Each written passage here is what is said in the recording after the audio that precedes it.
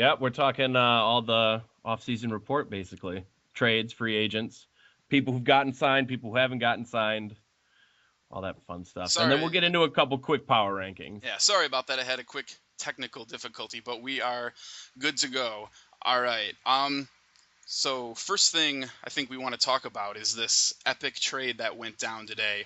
Well, technically it didn't go down, but the news is that it's going to be a done deal by late August. The Cleveland Cavaliers are trading Andrew Wiggins, Anthony Bennett, and a future 2015 first-round pick, and the Timberwolves will be trading Kevin Love. So what do you guys think about this trade going down? We talked about it a little bit last podcast. What do you guys think? Well, I mean, without Kevin Love, the Cleveland Cavaliers were a strong contender for #1 in the East.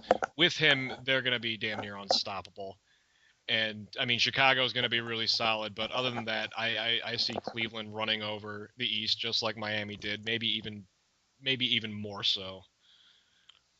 Yeah, I don't think there's a way to stop. Well, I mean, Chicago has a chance to stop Cleveland at this point, but with Kevin Love there, if they all work on the same team, it won't even matter if they have bench players.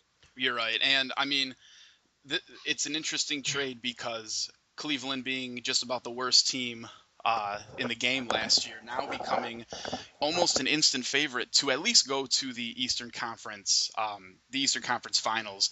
And I think we would agree that they're going to be playing the Bulls probably. You guys agree with that? Oh yeah. Yeah. I mean, I don't see any way around that. You've got a few teams that could make some impact here. Charlotte's set to improve.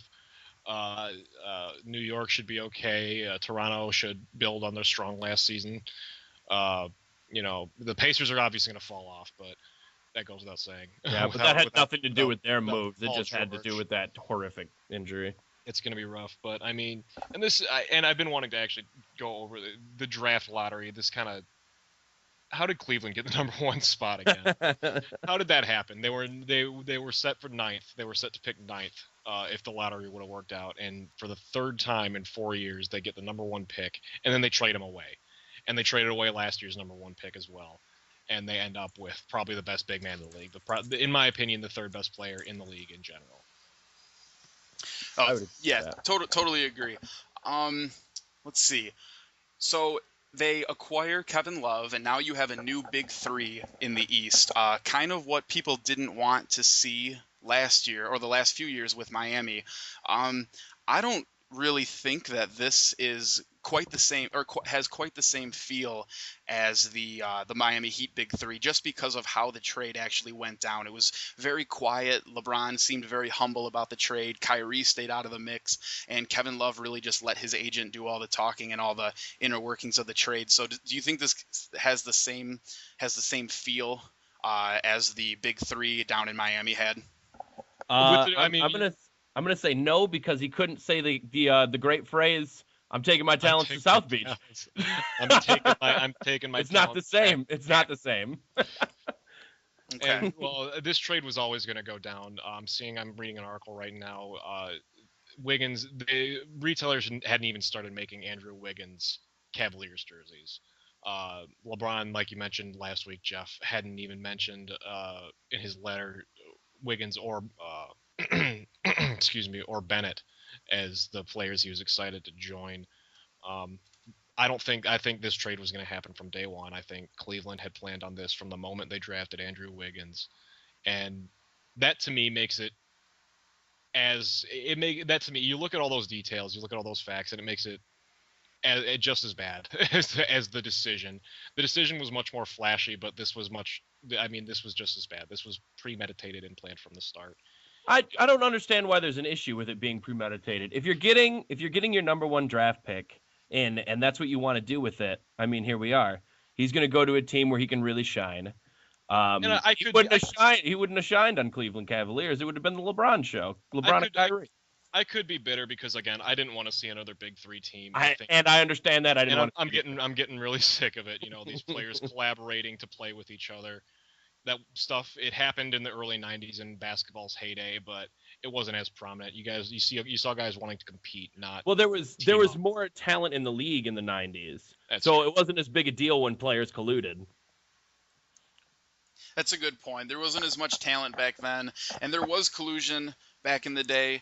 But I feel like the Miami trade or the Miami acquisition for the big three was a circus. And they gave us a reason to hate the big three. They gave us a reason to root against Miami as an organization. But I feel like it's a little different with Cleveland too, because Cleveland is really blue collar. They're a hardworking city type of deal, and Miami is a glitz and glamour kind of city, kind of organization. I mean, their fans don't even show up, until halfway through the second quarter at times. And I feel like Cleveland kind of went about this the right way if you are going to acquire a big three. Any other thoughts on this trade, you guys? Well, it kind of shows how much influence that LeBron James really has in this league.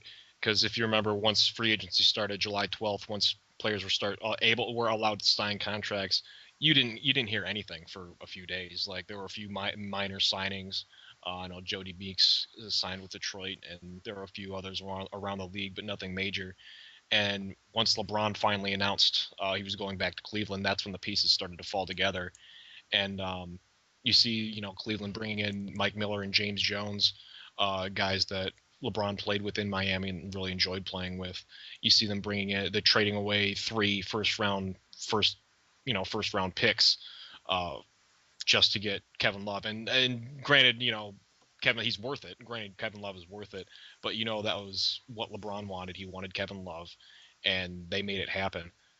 And I've never seen an athlete, a basketball player, put Twitter and Facebook and ESPN on hold more powerfully than LeBron James.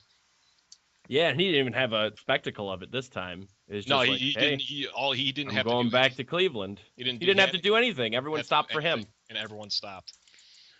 Good point. So you guys touched on it just a little bit there, but a lot of free agency.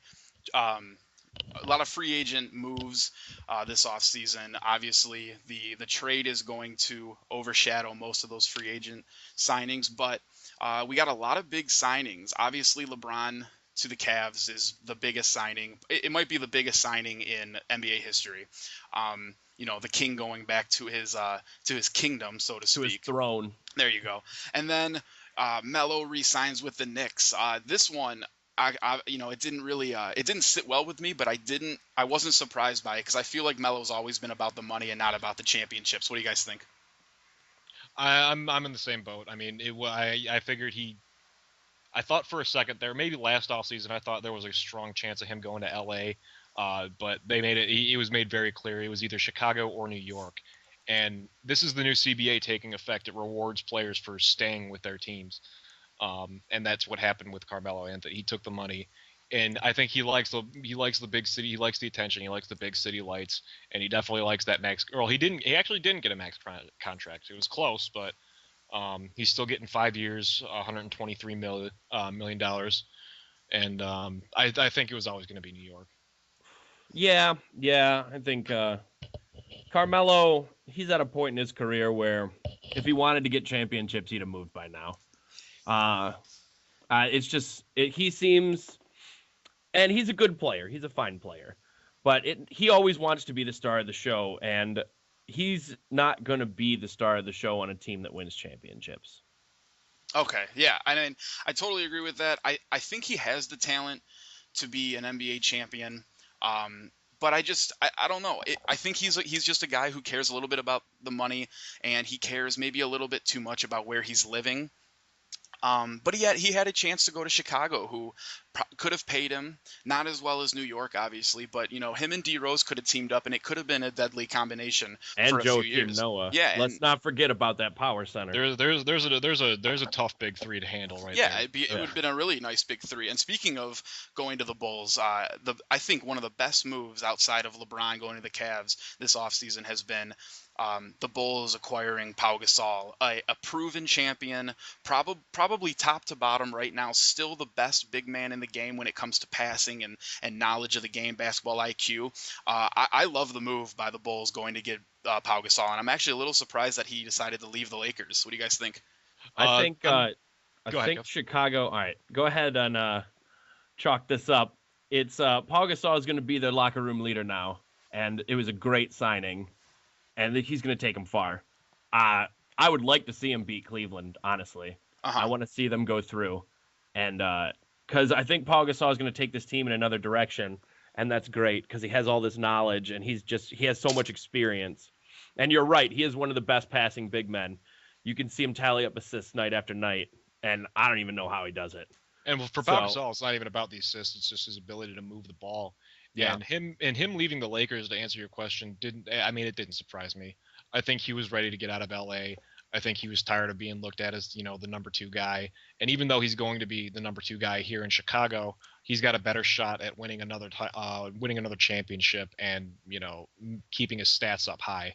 He averaged 17 and 9, 10 last year, and 19.34 PER.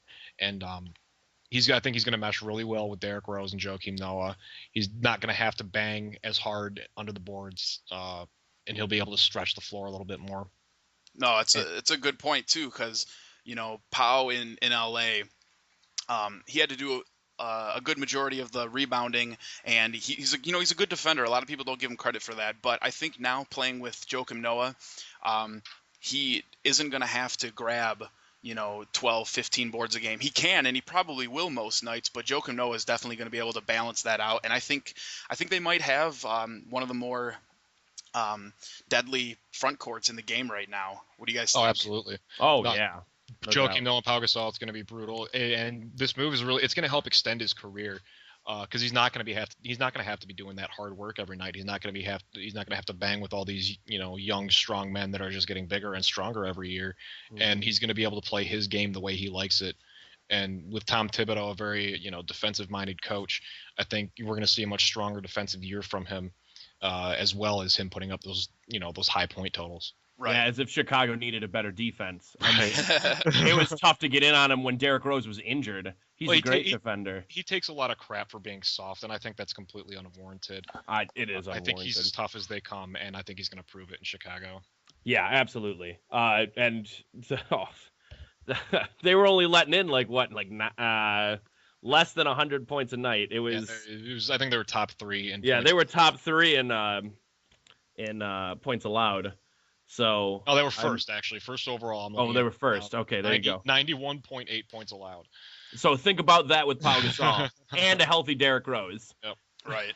So there's big expectations, obviously, from the Cavaliers and now, of course, the Bulls. The only other 2 bigger signings I felt were that deserved the title of a big signing was obviously Chris Bosh re-signing with the Miami Heat. I have no idea why the Heat gave him a max contract. Do either of you understand this at all? I think they're looking at Chris Bosh returning to his form, back when he was in Toronto, and I see why. I mean, I think they know they didn't have another shot at another superstar, so they're going to pay the man. And keep in mind, in a few years, what he's getting paid is going to look like chump change compared to other superstars around the league. But I see Chris Bosh maybe not returning to quite the superstar he was in Toronto, but you're going to see him become a 20-10 guy again, and it's his team to lose. I think Holt's right. He was used to being the focus when he was on Toronto, and that was a big thing for him. So when he becomes the focus again in Miami, because I assume Dwayne Wade will not be, because he won't be playing half the games because he'll be injured. There we go. I don't see any reason why he doesn't come back to form. Okay. I totally agree. I think they're looking for Chris Bosh to go back to his old days, his 20 and 15 days. Just because Dwayne Wade's getting older, they're not going to be able to rely so much on him.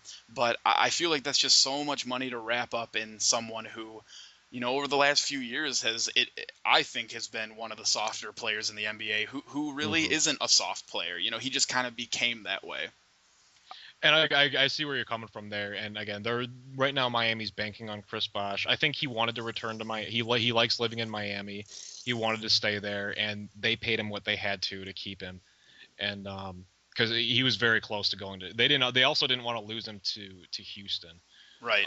Which I think is another reason why they paid him so much. Because imagine if Houston, I see them making the playoffs this year, but with Chris Bosh, they could be a number 1 team in the East.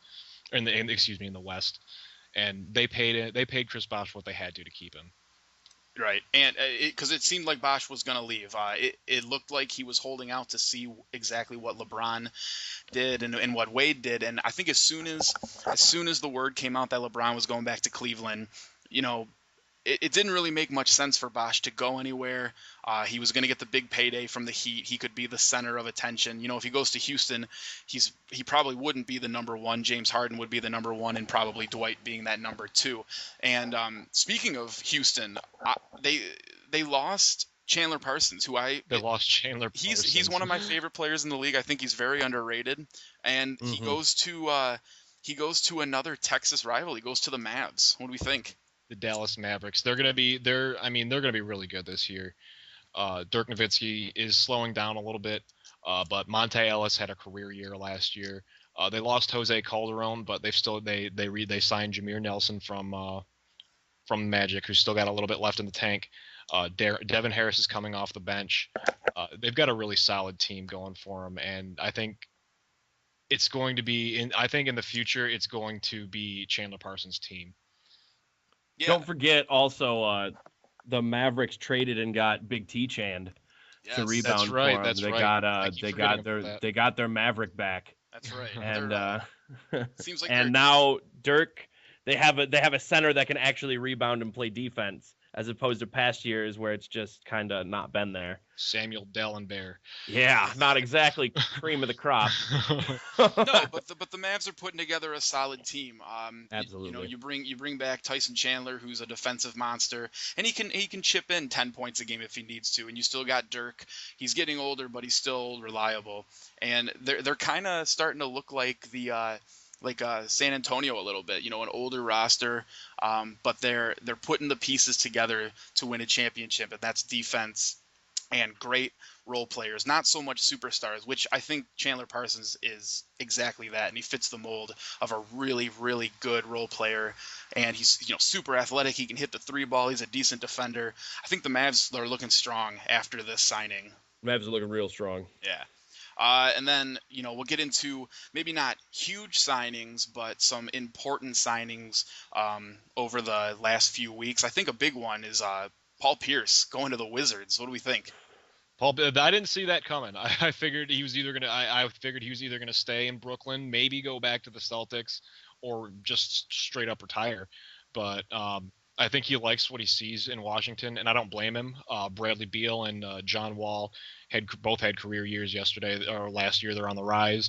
Marcin Gortat is back, and they're definitely a team to watch in the East. And I think he saw that they're a young team on the rise, and he wanted to be a part of that. Yeah, Paul Pierce just saw a young team, and he wanted to give him a dose of experience, I guess. Yeah, that's a great point too, because you look at that Washington team, and they're so young. Yeah, they're full of youth and they're full of young talent. But that young talent was exposed last year in the playoffs. John Wall taking some ill-advised shots, ill-advised threes late in games when they needed to get back, when they were only down 10, 12 points. But I think Paul Pierce is going to bring them the much-needed experience, kind of like the old man, the grandfather attitude. Yeah. Hopefully taking some of those guys under their wing. But the Wizards, to get Pierce, they lose Trevor Ariza. And Trevor Ariza actually goes to the Rockets to maybe replace that Chandler Parsons role. I liked Ariza. I like his game, but I think getting Pierce in exchange basically is a good thing because they get that experience. So what do we think about Ariza going to the Rockets? I think that was the right move. Well, Paul Pierce is a more well-rounded player than Trevor Ariza, and Trevor Ariza is going to help the Rockets. He shoots threes, and they're a very three-point heavy team, and so he's going to fit into their system. He's going to fit into their system just fine. And as far as the Wizards are concerned, they've still got vets, to help out with Paul Pierce. They've got Nene and Andre Miller coming off the bench, as well as Drew Gooden and Trevor Booker. And even Al Harrington can contribute. If Otto Porter Jr. can live up to his draft pick number, he could be a really solid contributor as well. But overall, Trevor Ariza needed a change of scenery. and he got it in Houston. He's going to fit in really well there. That's right. And we have a quick comment coming in from the live feed. Got M. Dennis Jr.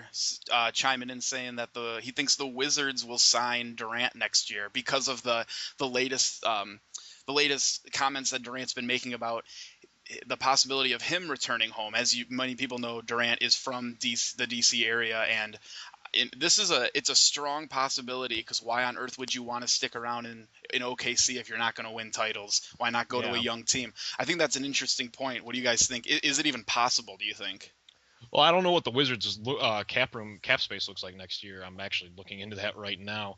But I think it's a strong possibility. There's a lot of incentive for players to go back to their home team, their hometowns. LeBron did it, and it's going to work out for him. But I think there's a strong possibility, assuming they have the cap space. For sure. Yeah, I think it's a strong possibility that Durant could get there if they have the cap room to give. Anyone would want Durant. Duh. Oh, exactly. He's kind of in that LeBron tier where I feel like most teams would be willing to give up just about anything to get the kid. And then you pair him with a John Wall, who's a similar player to Russell Westbrook. Not obviously, I don't think as good, but you fill him with some younger pieces and a new scene, and I think it would be a nice change of pace, get a little bit more power back in the East. That Western Absolutely. Conference is just insane right now. Let's see what else we got. I think two signings that they're important for the organization, but they're not key signings. Jeremy Lin and Carlos Boozer heading over to LA to play with Kobe and the Lakers. I think they're decent signings, but not really groundbreaking. What do you guys think? Any thoughts? It's what they needed. They needed to replace those positions. Obviously, Paul Gasol leaving was a big hit for the Lakers, so they needed to sign a big man, put Boozer in there. He just got amnestied, I think, by Chicago. Yeah, they picked. So him up. now they can pick him up on something a little bit cheaper than his ridiculous contract. Jeremy Lin wasn't doing well in the Rockets. Give him a chance to play with Kobe. See what happens. And ultimately, what this was, it's the Lakers kind of tapped out this offseason. They realized they weren't getting LeBron, they weren't getting Melo. Pau was probably going to leave, and they're gearing up for free agency next season. Jeremy Lin's got 1 year left. Carlos Boozer's got 1 year, and they're going to be ready to make a run at next year's crop of free agents. Yep. Yeah, that's a great point too. Absolutely, they just needed placeholders. Yeah, absolutely. Now, I don't think the Lakers really do much with these two guys. I think you're right. They're placeholders. Try to get that team back into maybe an 8th or a 7th seed and see where we go from there. Who knows? Maybe one of them will surprise us. Yeah, I still think Jeremy Lin's capable of contributing. I mean, I do too. You look at what he did in New York when there was no one. I mean, he really stepped up. I don't think we're going to see Lin Sanity 2.0 in LA, but I think he's capable of putting up better numbers than he did in Houston, and I think that's going to show with Kobe. He's going to pass the ball. He didn't work in Houston. He can play off the ball, contrary to popular belief, and I think of those two, Jeremy Lin has a much stronger chance at making a difference than Carlos Boozer. Right, and at least it seems like the Lakers are trying to start planning for life without Steve Nash. Get a younger point guard in there. Maybe he can learn a little bit from Nash, and then obviously the young kid Julius Randle out of Kentucky. I personally think Julius Randle has the ability and the potential to be somewhat of a Charles Barkley kind of guy.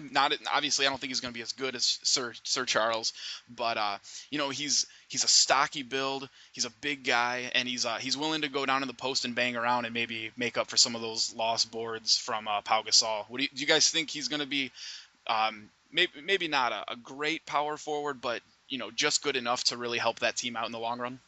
I see him coming in as a Kenneth Faried type of guy. He's high energy. There's some skill there, but not enough to really develop into a true superstar, I think. But he's, super athletic, obviously, and he's a high energy guy. I think he's going to be a solid starter, and he's going to be ready to contribute right away just based on his athletic ability. But he's going to make a lot of mistakes, and he's going to have to learn how to play with Kobe Bryant. Oh, yep. And I think this is a great time for him to be coming into the Lakers organization with that kind of talent and being that green as a prospect, because they're already looking for placeholders for point guard, power forward, literally anywhere. So now's the time to come out, break in, play with some superstars and Kobe, play with a superstar or former superstar and Steve Nash, and just get all the experience that you can, just soak it all up. And then next year, when the Lakers do play for the free agency, get rid of Jeremy Lin unless he proves me wrong this season, which he very well could, and get rid of Carlos Boozer and fill those positions with more electric athletes. Right. And Julius Randle can fit into that starting five with all that experience that he got in one season. One more quick thing about the Lakers before we move on. I know Steve Nash this hasn't been reported in a while. Steve Nash may not even play this season. His health is up for question, and he's got 1 year left. And he said, if he can't play, he's gonna take that. He's gonna still sit the bench. And why wouldn't you? You're making what, $11 million a year plus. Yeah. I mean, if you have Jeremy Lin, you don't want to risk your health. Exactly. And so there's some question as to whether or not Steve Nash will even play this year, will even take the court. So that's definitely something to keep an eye on. Well, if that is the case, then Jeremy Lin's going to have an even bigger role in LA. Yeah, well, the role, obviously Jeremy Lin would probably want that to happen, and I don't think it will affect the team that much, honestly. Steve Nash tends to get injured pretty quickly. He's getting up there in age. He's listed as out right now. Yeah, that's because he was hurt. Yeah, he was hurt from last season. Yep. And but even if he's sitting the bench, he can still practice with these guys, and that could still be a big boon for LA. So keeping him under that contract, it won't be that big a deal. No, it's a great point, because even if he can't play in games, Jeremy Lin will still be able to learn from we forget he was a 2-time MVP. Oh yeah, Steve Nash is great. Steve Nash in those Suns days was a great player. So being able to learn from a great point guard, a great all-time point guard like Steve Nash, will benefit Jeremy Lin and the Lakers.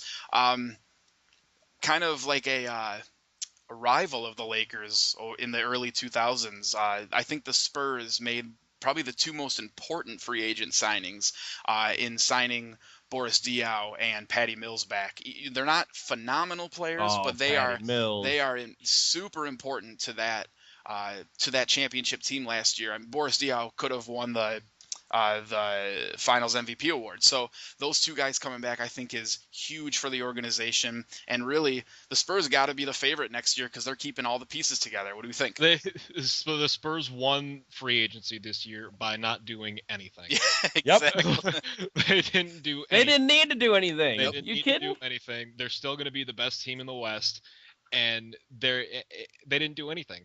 They managed to talk Tim Duncan into playing another season. They kept, their core pieces from last year, and they're going to be just as nasty. Yeah, they're getting up there in age, but they're going to be just as nasty as they were. As long as Greg Popovich is at the helm of that team, the San Antonio Spurs aren't going anywhere.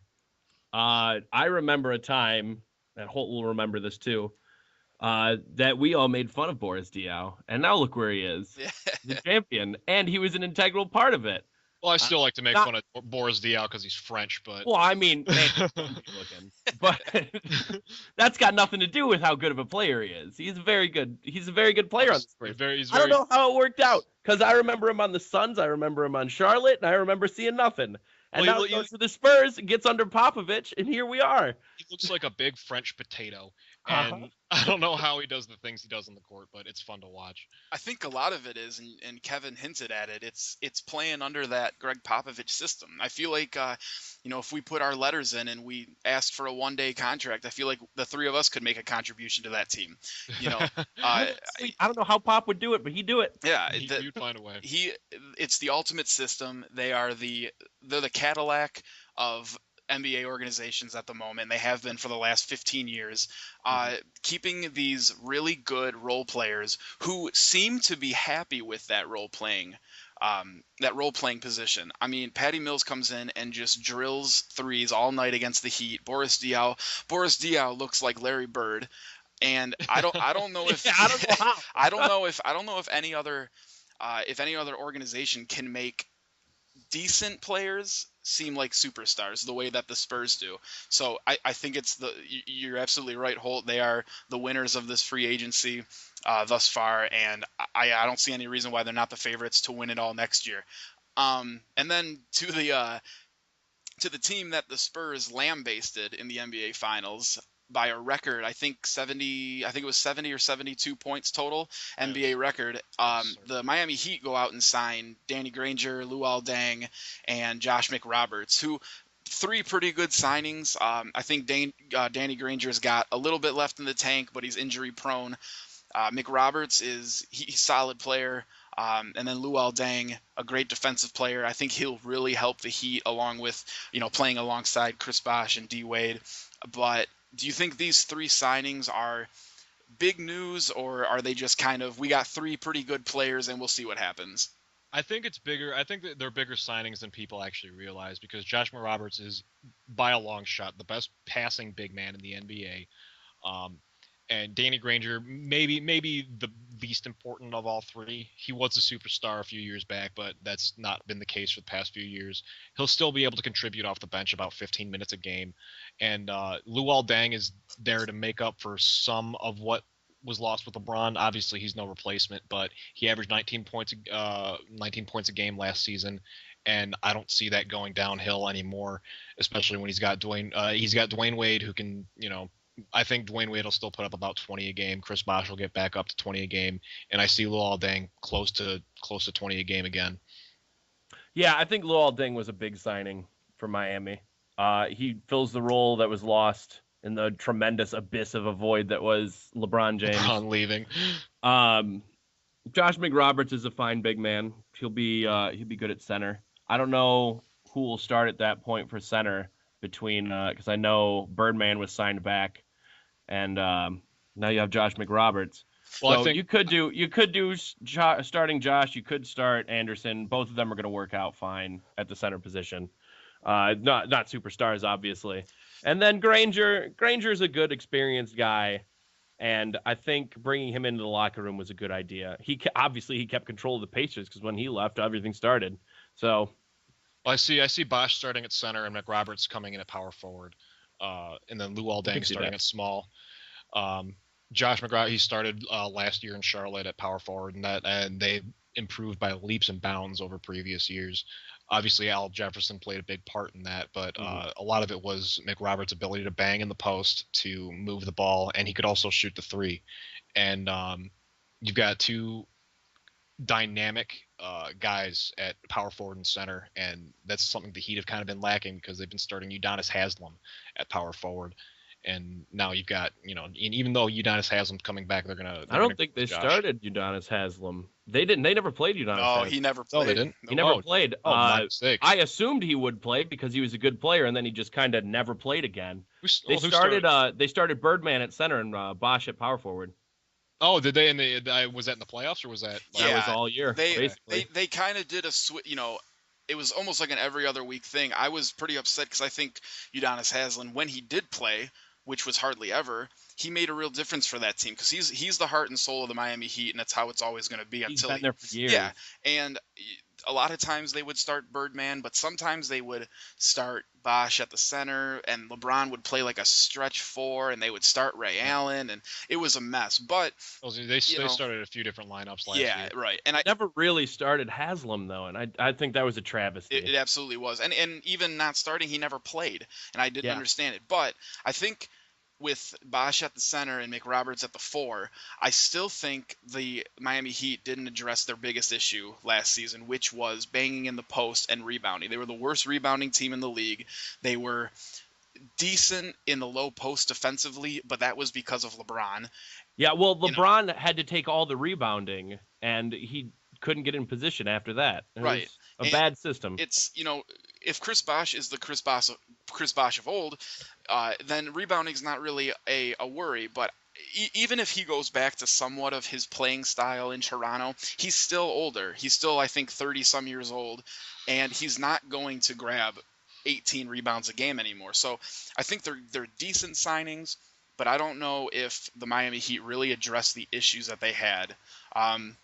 Signing Luol Deng to not replace, but it technically is replacing LeBron, was probably the best signing of the three. I think you guys hit the nail on the head. We'll see from the Heat. I still think they're probably a 4 or 5 seed, but that might just be by default because the East is so bad. But I guess that remains to be seen. Another signing I really liked was the Wizards re-signing Marcin Gortat. I think Gortat's one of the better centers in the league, and he's He's not really talked about in the media. You don't really hear his name a whole lot because he's not a super flashy player. But most people can't pronounce his name. There you go. That's probably, you know what, actually, that's probably the main reason. But I think Gortat is a really, really solid center and a cornerstone of that Wizards team on the defensive end and rebounding for sure. What do we think? He's big and mean. He's getting paid like a superstar center, and I think he is one. There you go. I don't believe he's made an all-star game in his career. I think it's coming. He's 30 years old, so he's just getting out of his prime, but he put up really good numbers last year. He did exactly what he needed to do, and that was keep people out of the post and let John Wall and Bradley Beal do their thing on offense. And him and Nene were a very underrated front court duo, and it's going to remain the same this year. I think the Wizards are going to get even better than they were, and Marcin Gortat was a big part of that. He got traded from the Suns last year for Emeka Okafor and some other pieces, and that was a trade that really kind of went under the radar, and I don't know why, because he's been a favorite of mine for a few years now, and I think people are going to start to take notice. Definitely.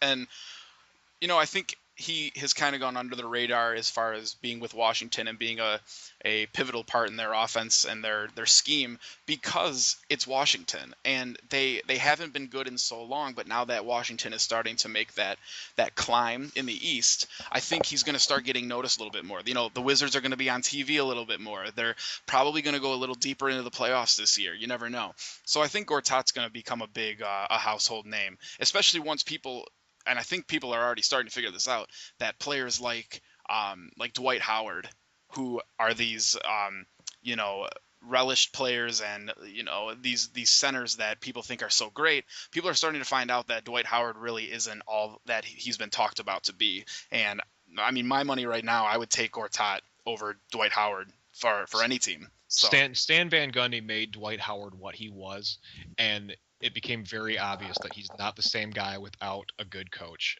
It was obvious when he went to LA, and though he's still putting up strong numbers in Houston, he's still not even close to what he once was, and he's not going to win a title with just him and James Harden. No, not even close. Not even close. Kevin, what do you think? Hell no.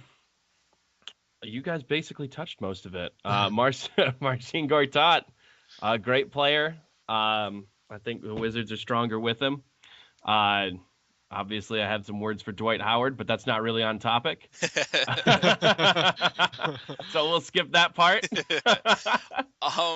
Backtracking a little bit to the Cavaliers, they signed good friends of LeBron James, James Jones and Mike Miller, which, when you look at those two names, nothing really jumps off the page, but they're friends of LeBron's. They like to play with LeBron's. They're past champions with LeBron.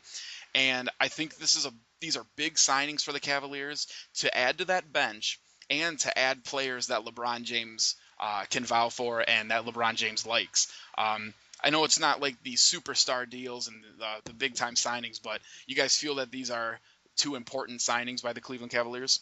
I think they're good signings. I think they're solid. They signed them with one reason, and that was to appease LeBron James. They're going to come in and they're going to do exactly what they did in Miami, and they're going to come in, pass the ball to LeBron, and then shoot threes when it's convenient.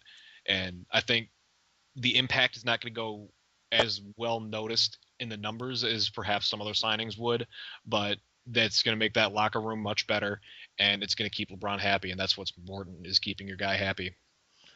Yeah, it was the King's tribute. They basically just plopped a lump of gold in front of him and said, "Here you go."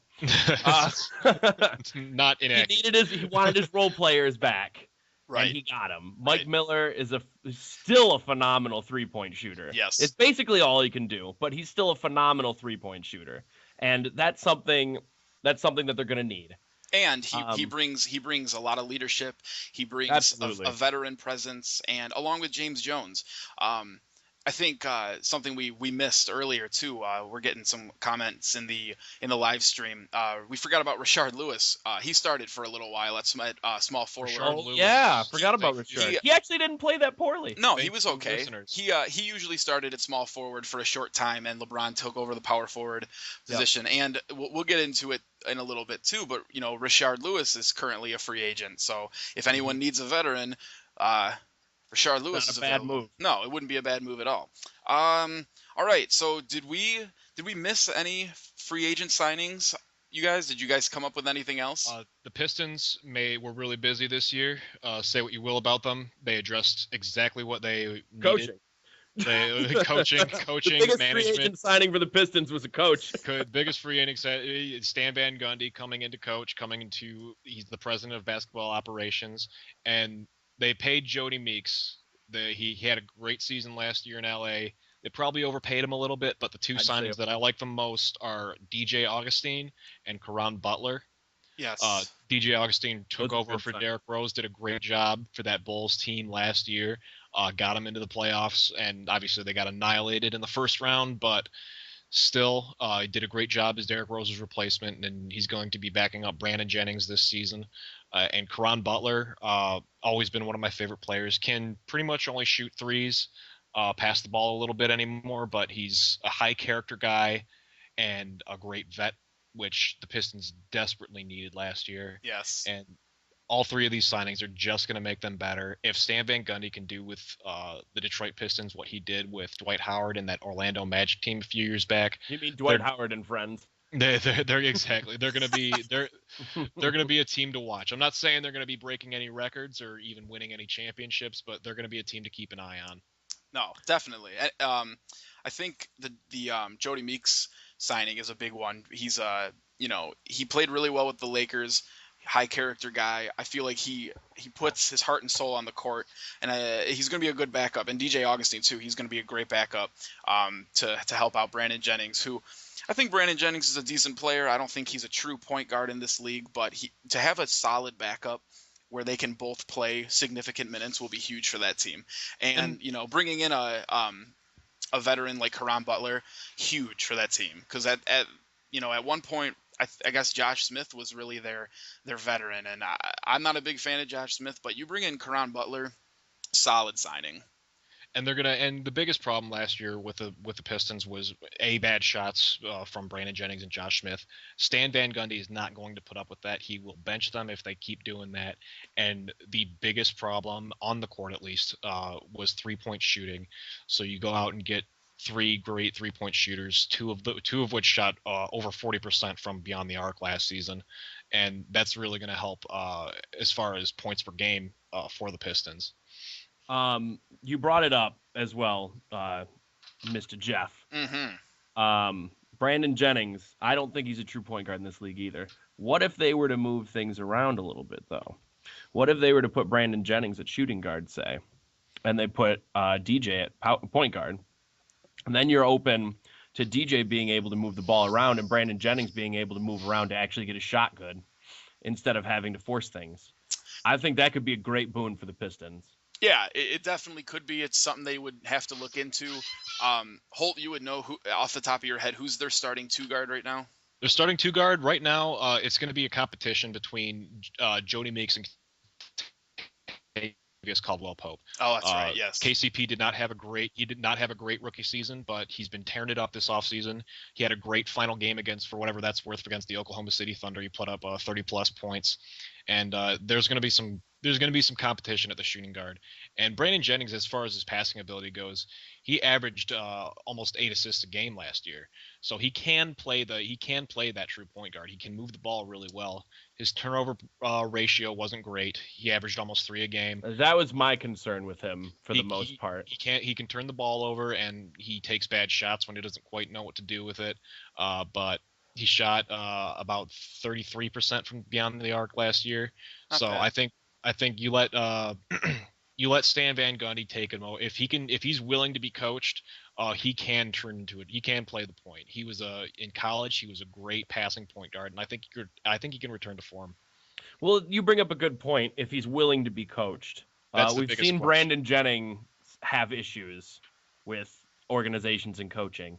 So I'm really curious to see if he actually takes to Stan Van Gundy, a well-known coach, someone who's been in the league. He's well respected, and he's a great coach. And the difference between Stan Van Gundy in Orlando and Stan Van Gundy in Detroit is he has a lot more power as president of basketball operations, and I wouldn't be surprised to see him try, if he doesn't like someone on his team, he doesn't want him on his team, he's going to try and work out a trade. I wouldn't be surprised if we saw Brandon Jennings or Josh Smith moved from the Pistons before the trade deadline this year. Josh Smith is a hard contract to move, but if he can start playing like he did when he was in Atlanta, it might not be that difficult to move him. Good point. And speaking of the Pistons, we're going to get into a few notable free agents who are still out there, still in limbo, not really sure where they're going to end up. And one big one right now is Pistons starting power forward Greg Monroe. We have been told that negotiations have stalled at 5 years, worth $60 million. We're unsure of the amount of guaranteed money in that deal, but I personally think Greg Monroe has the capabilities of being one of the best big men in the game. I think he's already probably one of the top 3 or 4 big men, young big men in the game right now, and I think this is pivotal for this organization to get him signed. And I agree with you. His biggest downfall is his defensive ability. He's not great at defending in the post, but he can rebound like a machine. He's got some great moves in the post. He needs to develop a mid-range jump shot if he wants to move on to that next level. And he was going into this. He does not want to play for the Pistons. He's made that fairly clear. He does not want to stay in Detroit. And after his first 4 years, I can't blame him. But the offers aren't just coming in. Right. There were rumors that Phoenix was getting the sheet together a few weeks back. There were rumors that Atlanta was interested. I think Charlotte was also interested. But teams aren't going to try and sign him to a max deal when they know that the Pistons are just going to match. Yeah, I think, I don't know, it's tough. That court's pretty crowded in that position, what with Drummond and Josh Smith, because I don't really see playing Josh Smith at a small forward is a really good option anymore, considering his age. He's just not as quick. He's not as quick to his feet. He's not as quick to get up anymore. The quote-unquote big 3 rotation in Detroit just clearly did not work. Right. It's too big. You don't have enough speed. You don't have enough spread on the court. Oh, yeah. And what's going to have to happen is one of them is going to have to come off the bench. At this point, Greg Monroe is being put into a position where he's either got to sign with Detroit or he's got to take the qualifying offer for $5 million a year. And he's going to end up, either him or Josh Smith are going to end up coming off the bench in 2014, 2015. Yeah. Yeah. And, LeBron James actually said about halfway through the season last year that Greg Monroe was the best player you've never heard of. And I don't want to say that he will be going to the Cavaliers anytime soon, but hey, you never know. Moving on to a few other players that are still available. Ray Allen looks like he's still available, but he's leaning towards the Cavaliers, so that's probably going to go down. Worked out with them on Monday. Right, he worked out with them on Monday, so that looks like it's going to happen. Sean Marion looks like he's going to the Cavs, and if Sean Marion goes to the Cavs, I think the East can just forget it, because then you have someone to back up LeBron James. That would be big time. That's huge. And then quickly, Eric Bledsoe, he just rejected the Suns' offer for $48 million.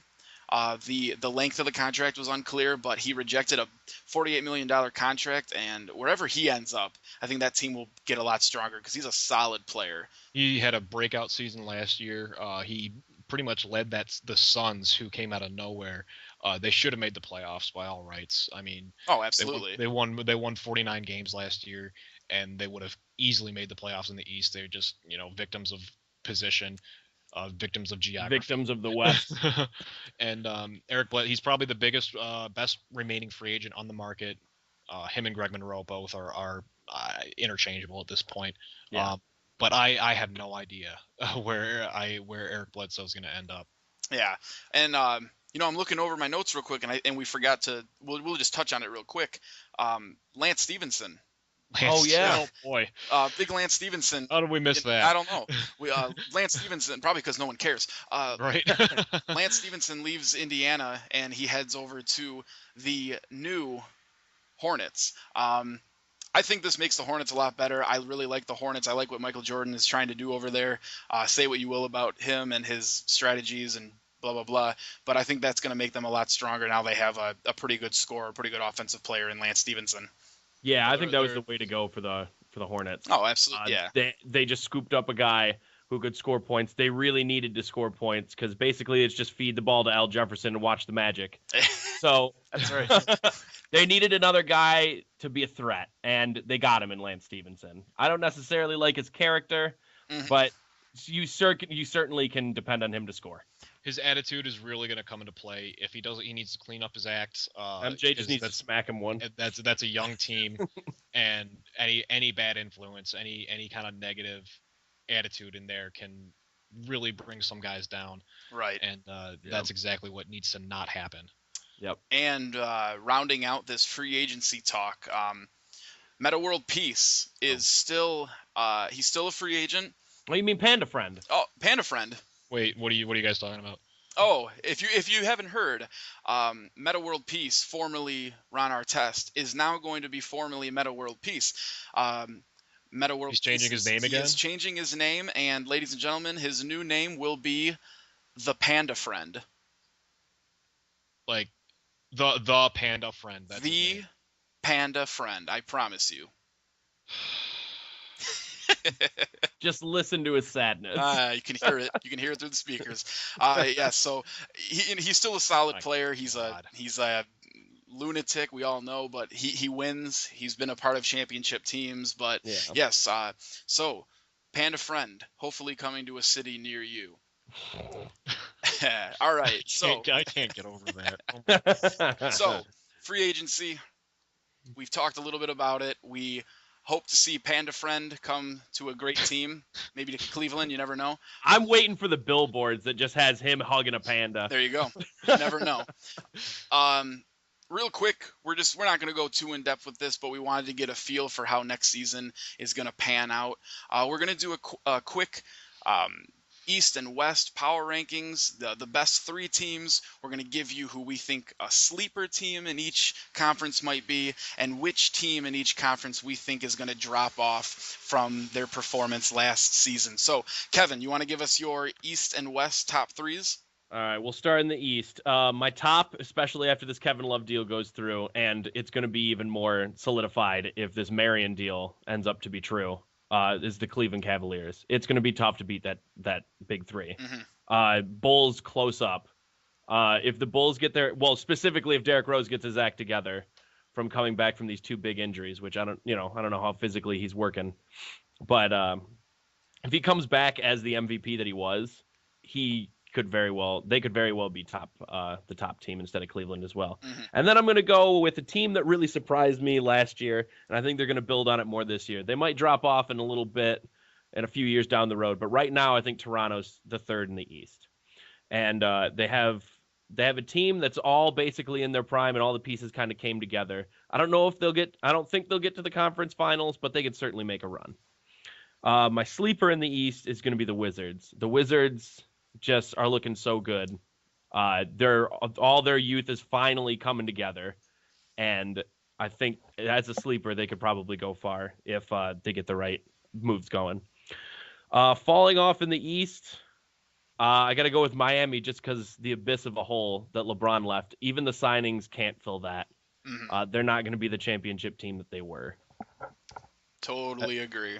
Let's get the East going first, and then we'll come back to me for the West, I guess. All right. Maybe that's the best way. Holt, who are your East? In the East, at number 3, I've got the Washington Wizards. It took me a while to decide, but I mean, I think they're a team on the rise. John Wall and Bradley Beal are going to do their thing. Gortat and Nene are very solid. I see them coming in at number 3. At number 2, I've got Cleveland. I think even with Kevin Love, they're still going to be really tough. They're going to be, a contender for the title. But if Sean Marion ends up signing with them, we'll talk. But for now, I still see the Bulls at number 1. Derrick Rose playing like an elite player again, according to Coach K and the USA team basketball training camp. I see Chicago taking it for the moment. For my sleeper, I've got actually, believe it or not, Charlotte.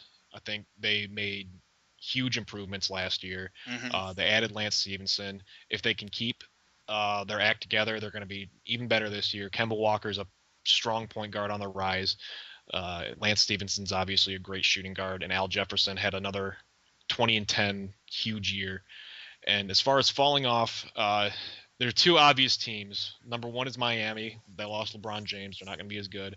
And number two, the Indiana Pacers. No Paul George. I don't see them making the playoffs. All right.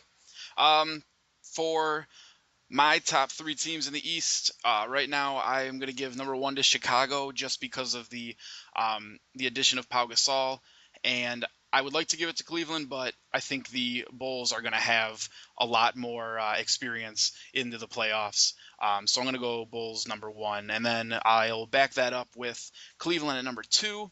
I think LeBron James and Kevin Love and the additional signings are going to be too much for the East to handle. I think that the Bulls and the Cleveland Cavaliers definitely get to the conference finals. And my number 3 is going to be Washington with the Hornets as an honorable mention. But I think I like what the Wizards are doing. I like the youth. I like John Wall. I like keeping Gortat, as we talked about before. I expect them to do big things and go deep in the playoffs. My sleeper, I actually gave my sleeper to Washington because they're going to do so much better than they did last year. But if I don't want to do a top 3, I'll give it to the Hornets. I really like what they're doing. The addition of Lance Stevenson's great. And my drop-off, if I don't include Miami and Indiana, I think my drop-off is going to be Brooklyn because they're losing Paul Pierce. So yeah, and then we're gonna run through our West real quick. We only have a few minutes left, so I'll start that off real quick. I think my number 1 is San Antonio. I think they're the best team in the NBA. For obvious reasons. I have OKC at number 2. Kevin Durant and Westbrook are just too much to handle for the West. And even though I don't want to, I have to give the 3rd spot to the Clippers. I just can't justify giving it to anybody else. And then I have Dallas as my sleeper. Getting Tyson Chandler back was huge. And I have the Rockets as my drop-off because of losing Chandler Parsons. So that's how the West is looking out. How about you, Holt? Honestly, Jeff, our lists are exactly the same in the West. San Antonio going to be strong again, going to be tough to beat for the whole thing, not just in the West. Oklahoma City, Kevin Durant and Russell Westbrook are going to do their thing. LA Clippers are going to be slotted into that 3rd seed once again. Chris Paul, best point guard in the league. Blake Griffin has improved his game every year by leaps and bounds. And for the sleeper, Dallas is going to improve once again. The addition of Chandler Parsons is really going to help that team. And Houston losing Chandler Parsons, Dwight Howard is on the downslide. So James Harden's going to be great, but Houston's going to fall off pretty hard this year. All right. My top 3 are exactly the same as yours, so I won't go into that too much. So first Spurs, second Thunder, third Clippers, for all the reasons that were previously mentioned. However, my sleepers and fall team are different. My sleeper team is the Pelicans. Ooh, I think that's not a bad pick. I think they've really done a lot to try and improve their starting lineup. Anthony Davis is clearly a monster now that he's been in the league for 2 years. 2 years. Agreed. And if they can build a team around Anthony Davis, which apparently they have, because they have Tyreek Evans, they have Eric Gordon, they have I forget who Drew Holiday. Drew Holiday, but I know Drew Holiday's their point guard. And with Omar those 4, Sheik. Omar Sheik, that's who it is. Their 5 right there is a nasty starting lineup. Yes. And if they can put together anything, they could be a playoff contender. And I think they could even beat these top 3 teams if they get on the right day. All right. And the fall team, the Timberwolves. They're losing Kevin Love. I mean, I don't care who you're getting for him. and could the Timberwolves fall any farther? But I apparently they can. All right. So that rounds out our quick top 3 power rankings for each conference. We talked a lot about the trades and the signings. Hope we informed you guys a little bit. Thank you so much for tuning in to the first live podcast stream of Real Talk Sports Entertainment. Don't forget to follow us on Twitter at RTSE33. Don't forget to like, comment, subscribe on YouTube. And also don't forget to like the Facebook page. More news coming soon. We'll let you guys know when the next podcast will be available. This podcast will also be available on YouTube, so make sure to check out our YouTube page. Thank you guys so much. We are over and out. Later.